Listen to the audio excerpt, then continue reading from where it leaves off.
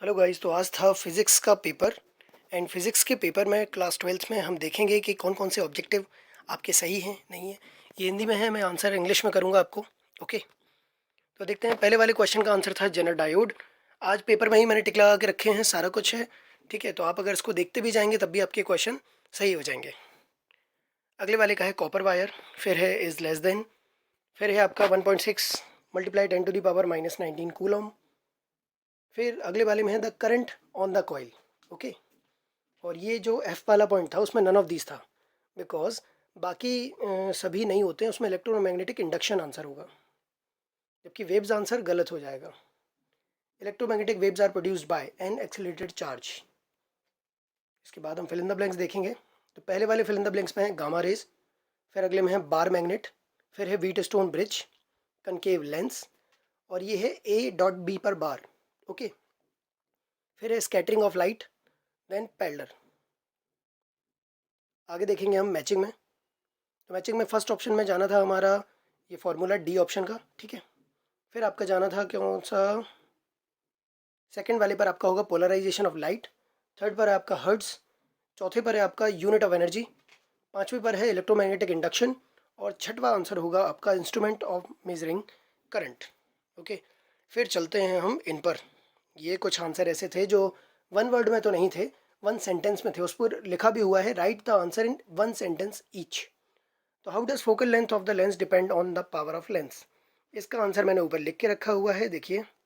The smaller focal length of a lens and the greater is its power. Okay, ये लिखना था उसमें। अगला है आपका which gate is known as the inversion gate, that is NOR gate. फिर अगला जो था on which theory Lenz law is based, the conversion of energy, इस पर बेस्ड है लेंस लॉ। उसका थर्ड वाला हमारा ऊपर है थ्रेस होल्ड।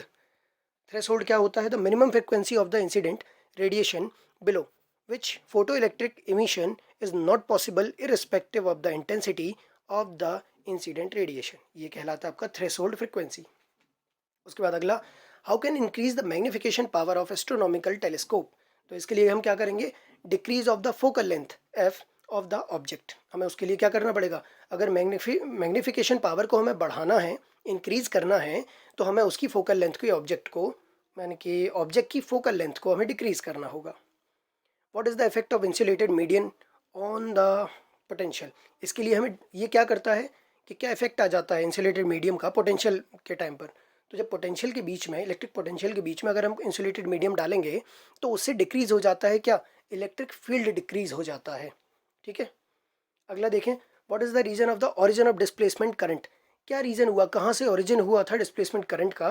तो वह time varying electric field setup a current and hence a magnetic field, यानी कि जब हम इलेक्ट्रिक फील्ड के टाइम पर या मैग्नेटिक फील्ड निकालते हैं जब, तो वहाँ पर जो करंट प्रोड्यूस होता है बीच में, वो डिस्प्लेसमेंट करंट कहलाता है। ऐसे ही इसका ओरिजिन हुआ था।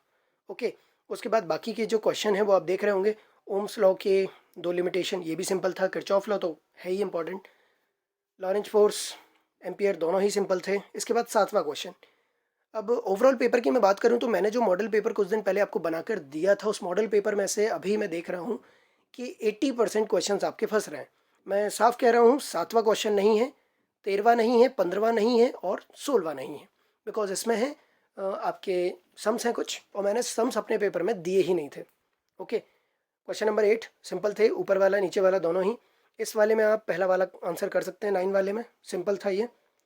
उसके बाद खतरे का सिग्नल लाल क्यों होता है, यानी कि डेंजर रेड क्यों होती है, बिकॉज इसकी frequency and wavelength red colour की ज़्यादा होती है। ठीक है, स्टॉपिंग पोटेंशियल बहुत ही सिंपल था, कई लोगों ने यही आंसर किया हुआ है। उसके बाद नैंड गेट की सारणी बनानी है, गेट सत्यता टेबल, जो सत्यता सारणी होती है, ट्रुथ टेबल होती है, वो बनानी थी, उसको एक्सप्लेन करना था, सिंपल था। और इसके नीचे वाला और भी सिंपल था, P and N type semiconductor.